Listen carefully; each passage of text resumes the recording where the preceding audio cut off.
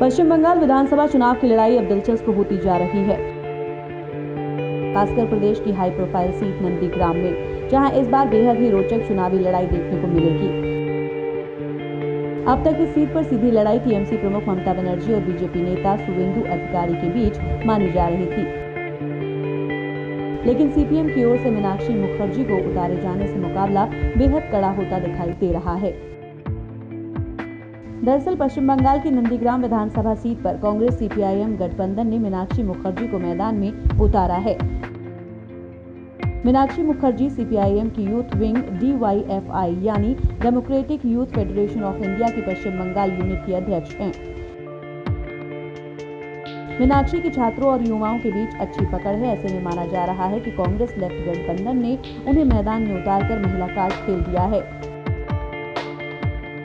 हालांकि गठबंधन के तहत नंदीग्राम सीट पहले अब्बास सिद्दीकी के ISF को दी गई थी, लेकिन अब्बास सिद्दीकी की पार्टी ने नंदीग्राम सीट लेने से मना कर दिया था। इस सीट से बीजेपी ने शुवेंदु अधिकारी को उतारा है, जो 2016 में इस सीट पर जीते थे। हालांकि उस वक्त वो ममता बनर्जी के सिपहसालार होते थे। टीएमसी के टिकट पर उन्हें 67% वोट मिले थे, लेकिन अब वो खुद को भूमिपुत्र बताते हुए चुनावी समर में उतरे हैं।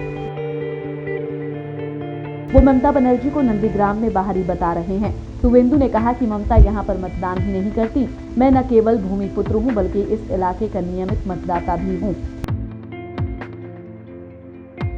मैं वर्षों से इस इलाके के लोगों के साथ हूँ। इतना ही नहीं, ममता पर हमला बोलते हुए शुवेंदु ने कहा कि राज्य में जिन लोगों के साथ चिटफंड कंपनियों ने धोखा किया है, बीजेपी की सरकार बनने के बाद उन्हें उनके पैसे लौटाए जाएंगे। शुवेंदु अधिकारी ने ममता बनर्जी पर चुनाव से पहले धर्म के आधार पर लोगों को बांटने के आरोप भी लगाए।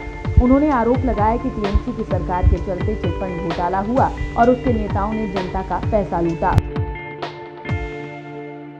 वहीं नंदीग्राम सीट से अपना नामांकन दाखिल करने के बाद ममता बनर्जी भी हुंकार भरती नजर आईं। उन्होंने कहा कि मुझे विश्वास है कि मैं नंदीग्राम सीट से जीत हासिल करूंगी। मैं आसानी से भवानीपुर सीट से चुनाव लड़ सकती थी। मैं अब जनवरी में नंदीग्राम आई थी, तब यहाँ से कोई विधायक नहीं था, क्योंकि तत्कालीन विधायक ने इस्तीफा दे दिया था। मैंने आम लोगों के चेहरे को देखा और यहाँ से चुनाव लड़ने का फैसला लिया। आपको बता दें कि नंदीग्राम विधानसभा सीट पर 1 अप्रैल को दूसरे चरण में मतदान होगा। ऐसे में देखने वाली बात होगी कि इस सीट पर जीत किसे मिलती है। Bureau report.